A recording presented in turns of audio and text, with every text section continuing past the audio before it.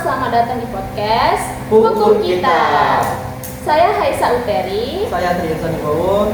Saya Pak Fironi. Dan hari ini kita akan membahas topik yang sangat penting dalam sistem peradilan Indonesia, yaitu administrasi peradilan agama. Topik ini mungkin terdengar teknis, tapi sebenarnya sangat dekat dengan kehidupan kita sehari-hari. Mari kita mulai. Fauzi, langsung aja nih. Jadi pasti penasaran sama pertanyaan paling basic. Apa sih sebenarnya administrasi peradilan agama itu? Iya Ji, jujur saya sering dengar istilah itu di kampus, tapi masih bingung bedanya sama peradilan biasa. Pertanyaan yang bagus sekali, Elzan. Jadi begini, administrasi peradilan agama itu pada dasarnya adalah seluruh sistem pengolahan dan penyelenggaraan proses peradilan khusus menangani perkara keagamaan, terutama yang berkaitan dengan hukum Islam. Tunggu Ji, maksudnya administrasi di sini bukan cuma soal mengurus berkas-berkas gitu ya? Tepat sekali, istilah administrasi di sini lebih luas dari sekedar kegiatan tata usaha. Ini mencakup semua aspek, mulai dari pengolahan organisasi, prosedur, persidangan, sampai koordinasi dengan berbagai pihak. Wah, menarik. Jadi kalau dianalogikan, administrasi peradilan agama itu seperti mesin besar yang mengatur semua proses peradilan khusus untuk umat Islam gitu ya, Ji? Analoginya yang tepat, Aisyah. Dan mesin ini mempunyai landasan hukum yang kuat, mulai dari UU Nomor 7 Tahun 1989, lalu direvisi dengan UU Nomor 3 Tahun 2006, dan terakhir UU Nomor 50 Tahun 2009. Ji, tapi kenapa sih yang harus ada peradilan khusus untuk agama? Kenapa tidak disatukan saja dengan peradilan umum? Pertanyaan yang bagus, Irfan.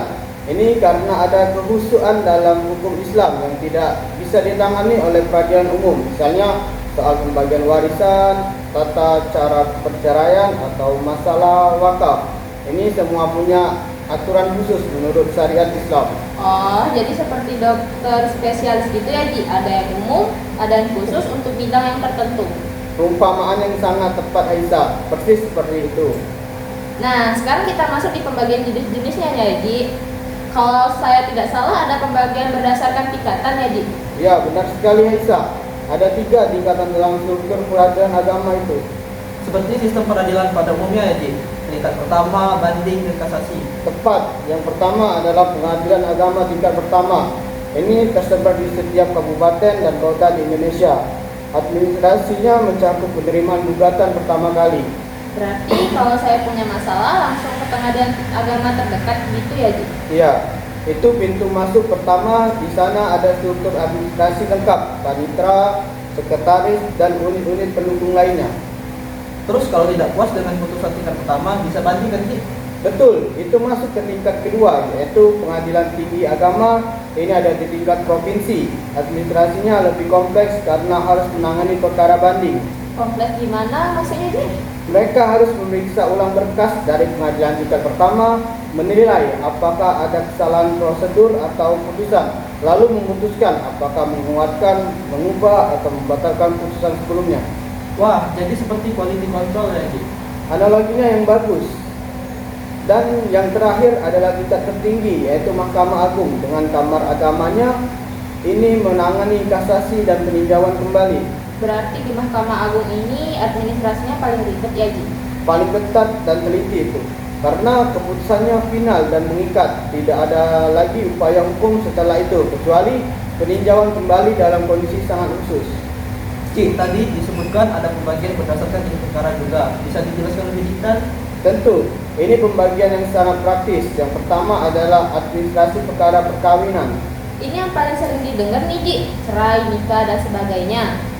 Ya, termasuk gugatan cerai, permohonan isbat nikah untuk yang menikah tidak tercatat, penetapan ahli waris, sampai sengketa harta bersama. Ji, isbat nikah itu apa ya? Saya sering dengar, tapi kurang paham. Isbat nikah itu pengesahan pernikahan yang sudah dilakukan secara agama, tapi belum tercatat resmi di KUA. Jadi pengadilan pernikahan itu disahkan hukum. Oh begitu. Terus jenis administrasi yang kedua apa, Ji? Yang kedua adalah administrasi perkara kewarisan. Ini mencakup pembagian warisan, penetapan siapa yang ahli warisnya, dan menyelesaikan sengketa warisan. Wah, ini pasti rumit ya Ji, soalnya kan hukum waris Islam itu detail banget. Sangat rumit, Irzan. Administrasinya memerlukan ketelitian tingkat karena ada penghitungan yang kompleks. Siapa dapat berapa, bagian laki-laki dan perempuan, semuanya harus sesuai dengan Al-Quran dan hadis. Berarti pegawai di sana harus jago matematika juga dong. Bisa dibilang begitu. Mereka harus paham betul aturan fara'i atau ilmu waris Islam. Dan yang ketiga adalah administrasi perkara wakaf dan hibah. Ini mencakup pengesahan wakaf, menyelesaikan sengketa tanah wakaf, dan perselisihan hibah. Ini yang sering bermasalah ya Ji, tanah wakaf yang diperebutkan.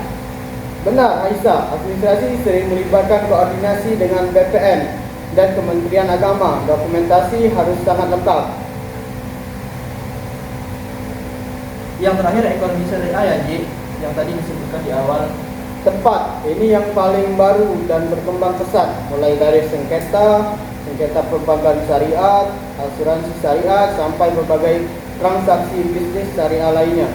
Nah, itu dia pembahasan kita hari ini tentang administrasi peradilan dan apa saja pembagian jenis administrasi peradilan agama. Oke guys, kita udah sampai di penghujung episode hari ini, di mana sudah makin paham kan tentang administrasi peradilan. Untuk informasi lebih lanjut, Anda dapat menghubungi website resmi Mahkamah Agung atau berkonsultasi dengan praktisi umum. Terima kasih atas perhatian Anda. Saya Haisa Uteri. Saya Trizan Wibowo. Saya Bapak Bironi. Sampai jumpa di episode berikutnya. Dadah.